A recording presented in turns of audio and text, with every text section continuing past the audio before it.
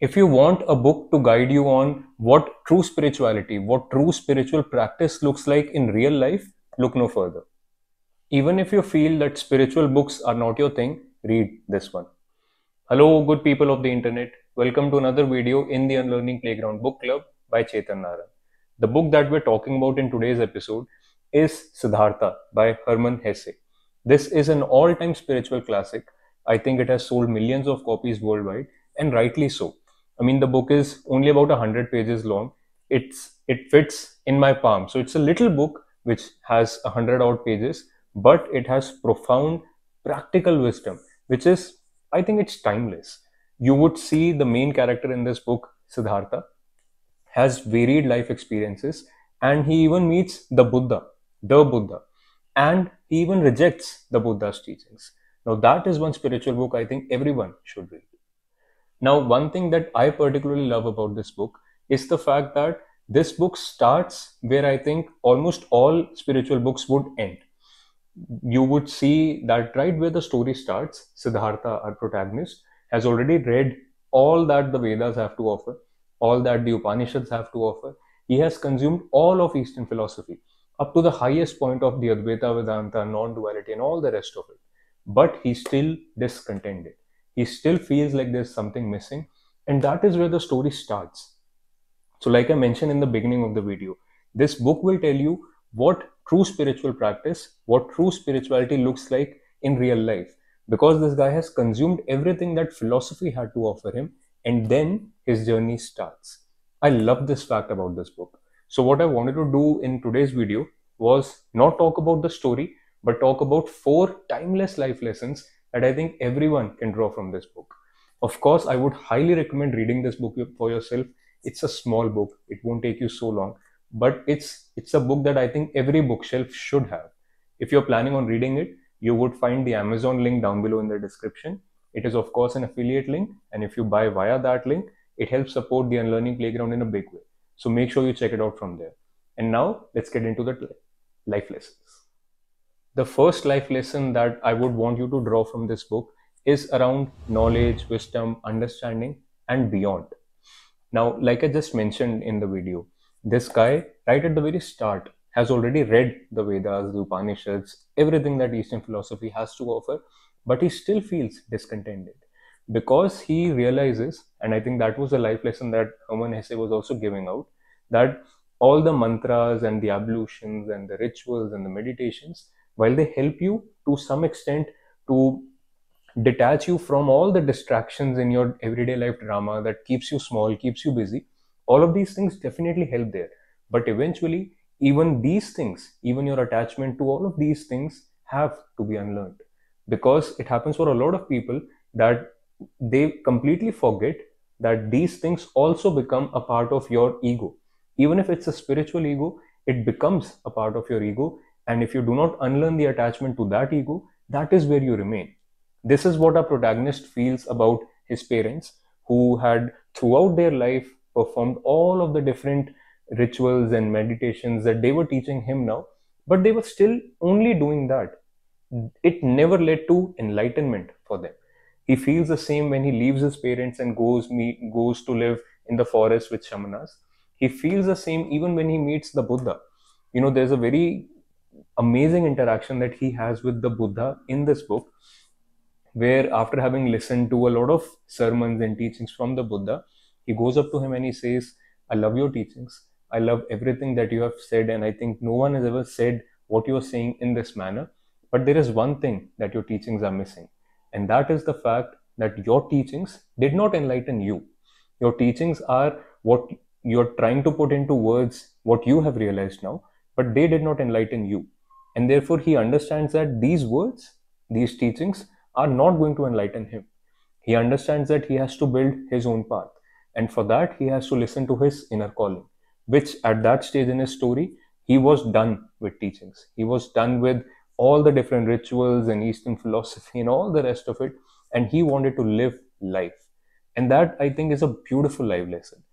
All of this wisdom, all of this understanding, all of these teachings, they take you only so far. Eventually, you have to live your own life. And this teaching itself, this is a teaching too, this is a life lesson too, This is something that is very hard to convey to someone who is too attached to this particular path. Maybe that is their path there. This reminds me of a very beautiful quote from this book where it says, knowledge can be conveyed, but not wisdom. It can be found, it can be lived, it is possible to be carried by it, miracles can be performed with it, but it cannot be expressed in words and taught. How beautifully expressed in words and taught, right? Now, there are three more life lessons that I would give from this book. But before we get into it, like this video if you haven't already, and subscribe to the channel if you haven't already. Now, let's get into it. The second life lesson from this book is centered around letting go or unlearning.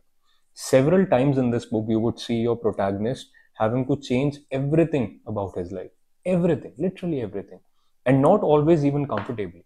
In fact, almost always he was very uncomfortable changing whatever he had to change. But therein lies the beauty too.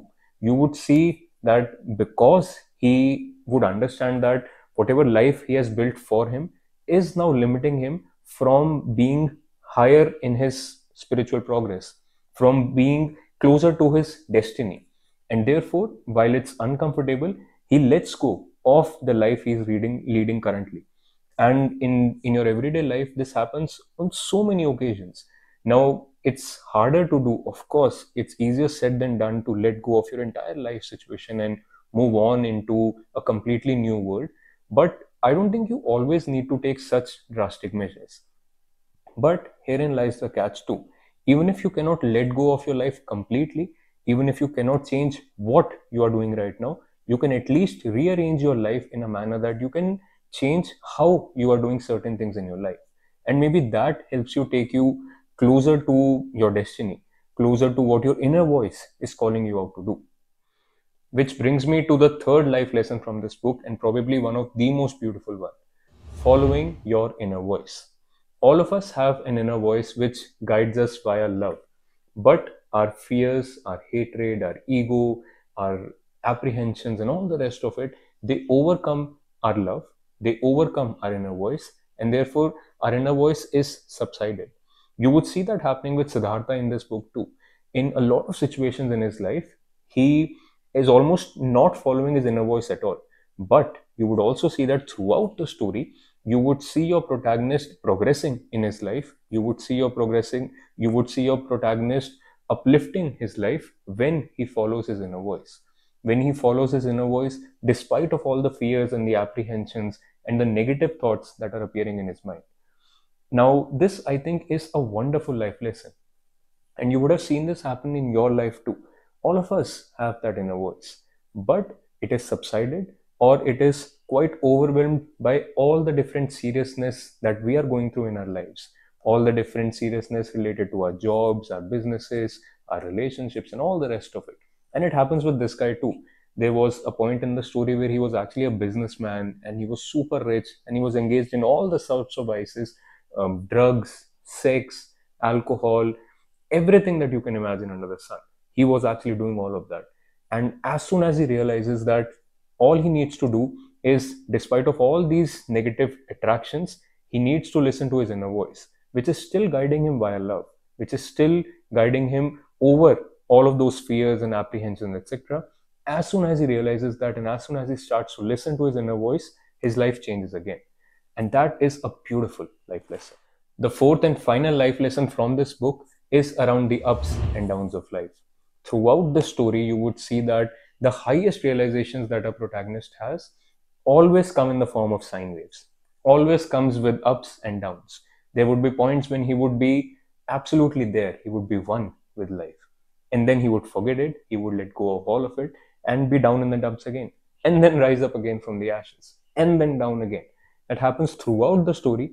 And after, I think, a few iterations of this cycle, he realizes eventually that everything in the life will come in the form of these sine waves. And he has to make peace with it. He has to be equanimous with these cycles of life. And that, I think, is one of the most practical life lessons you can derive from this book. Now, despite of all the life lessons that you can draw from this book, Siddhartha, I think there is one word of caution too that I would want to give out. And that is, there is a hint of passivity in this book, in the sense that anyone reading this book may get this feeling, may even derive this as a life lesson, that because the protagonist lets go of everything in his life and is living close to a river, etc., it may so happen that you derive a life lesson that real life, real growth happens only in the mountains or only in the woods or only by a river, etc. Now, that kind of a life, of course, has a certain attraction to it, especially if you have lived the modern city, busy life for quite a number of years. So, I think it's okay to reclude from the modern life and go live in the woods and go live in the mountains, etc. But my real hope from you, the reader of this book, is that you pick this book up, you learn, unlearn everything that this book has to offer, and then you come back to the modern everyday life and you act out your highest self in this life. If you can take that as the final life lesson from this book, I think you're golden.